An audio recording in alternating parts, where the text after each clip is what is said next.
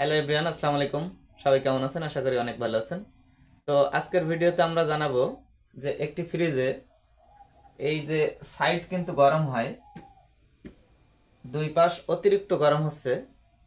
তো এই গরমটা আসলে কি জন্য হয় এবং গরমটা হওয়া ভালো না খারাপ, এই বিষয়গুলো আজকের ভিডিওতে কিন্তু আপনারা সম্পূর্ণ জানতে পারবেন। ভিডিওটি না টেনে সম্পূর্ণ দেখুন, তাহলে কিন্তু আপনারা ক্লিয়ারলি বুঝতে পারবেন যে ফ্রিজের এই সমস্যাটা আসলে সমস্যা কিনা বা কি কারণে এটা হয়। আমরা প্রথমে জানবো যে কি কারণে ফ্রিজের দুই পাশ গরম হয়।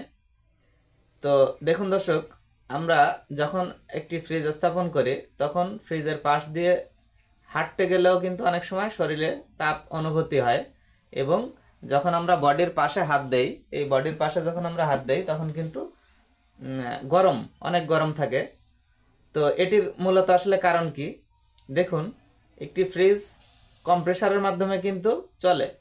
কম্প্রেসারের ভিতরে থাকা গ্যাস যখন কম্প্রেসার হাই প্রেসার দিয়ে কন্ডেন্সারের ভিতরে দিয়ে প্রবাহিত করিয়ে ইভাপোরেটর বা চেম্বারের ভিতরে প্রবাহিত করায়, চেম্বার তারপর ইভাপোরেটর দিয়ে কিন্তু সেই গ্যাস প্রবাহিত হয়ে তো আবার পুনরায় কিন্তু কম্প্রেসারেই ফিরে আসে।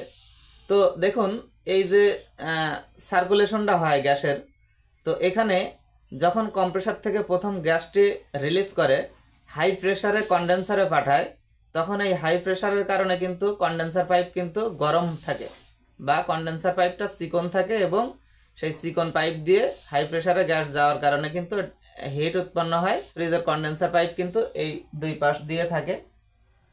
এই জন্য ফ্রিজটি যখন রানিং থাকে, মানে রানিং অবস্থায় কম্প্রেসার যখন চলে, ঠিক তখনই কিন্তু গরম হয়। আবার যখন কম্প্রেসার বন্ধ হয় তখন কিন্তু আবার ঠান্ডা থাকে। দেখবেন যে কিছু কিছু সময় স্বাভাবিক থাকে, কিছু কিছু সময় হিট হয়। তো যখন কম্প্রেসারটা রানিং হয়, মানে যখন হিট হয়, তখন দেখবেন যে কম্প্রেসারটাও চলতেছে, আপনি কিন্তু সাউন্ড হালকা হালকা পাবেন যে কম্প্রেসারটাও তখন চলতেছে। রানিং টাইমটায় কম্প্রেসার গ্যাসটি সার্কুলেশন করে, ঠিক সেই সময় কন্ডেন্সারের ভিতর দিয়ে যখন গ্যাস প্রবাহিত হয় তখন কিন্তু কন্ডেন্সার পাইপ গরম হয়, এবং আমরা এই সাইডে সেই গরমটা পাই। তো এটি কিন্তু দর্শক কোনো সমস্যা না, এটি বরং খুবই ভালো। আপনার ফ্রিজটি যদি ভালো থাকে তাহলেই কিন্তু এটি হবে। আর গরম যদি না হয় তাহলে বুঝবেন যে আপনার ফ্রিজটি নষ্ট। বাইরে যত গরম ভিতরে তত ঠান্ডা, বাইরে ঠান্ডা তো ভিতরে কিন্তু গরম। ফ্রিজের এটাই ন্যাচারাল স্বভাব। তো আপনারা কেউ ঘাবড়াবেন না। আপনার ফ্রিজ গরম হচ্ছে মানে আপনার ফ্রিজ কিন্তু ভালো আছে, এই জন্য গরম হচ্ছে, এবং ঠান্ডা করার ক্ষমতা আছে, এই জন্য গরম হচ্ছে। এখন আসি, আপনি যদি বলেন যে আপনার প্রতিবেশীর ফ্রিজ তো গরম হয় না, মানে আপনার ফ্রিজ হিট হচ্ছে কিন্তু আপনার প্রতিবেশীর ফ্রিজ হিট হয় না। তো এখানে একটা জিনিস দেখতে হবে যে তার ফ্রিজটি কন্ডেন্সার পাইপ বাইরে লাগানো কিনা। এটি দুটি কারণে হতে পারে। যে একটি হলো অনেক আগের মডেলের ফ্রিজ যেটার কন্ডেন্সার পিছনে সেট করা আছে বাহিরে। তো বাইরে দেখবেন কিছু কিছু ফ্রিজের বাইরে খাঁচা মতো লাগানো থাকে।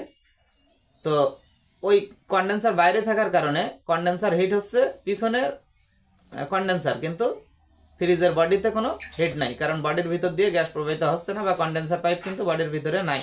আবার এমন হতে পারে যে ওনাদের ফ্রিজে কন্ডেন্সার নষ্ট হয়ে গেছে। তো কন্ডেন্সার একবার নষ্ট হয়ে গেলে তো আর ভিতরে দেওয়া সম্ভব হয় না। তো কন্ডেন্সার যখন লিকেজ হয়ে গ্যাস বাইর হয়ে যায় তখন কিন্তু ওই কন্ডেন্সার পাইপ কিন্তু পিছনেই সেট করা লাগে। তো যখনই ফ্রিজ নষ্ট হওয়ার পরে কন্ডেন্সার পিছনে সেট করে যখন আপনার ফ্রিজটি মেরামত করা হয়, তখন কিন্তু ফ্রিজের পাশ, ফ্রিজের দুই সাইড কিন্তু আর গরম হয় না, তখন ওই পিছনে শুধু ওই কন্ডেন্সারটাই গরম হয়। এটাই ছিল আজকের ভিডিও। তো ভিডিওটি ভালো লাগলে আপনারা অবশ্যই চ্যানেলটি সাবস্ক্রাইব করবেন এবং ভিডিওতে লাইক দিবেন। তো সবাই ভালো থাকবেন, সুস্থ থাকবেন। আল্লাহ হাফেজ।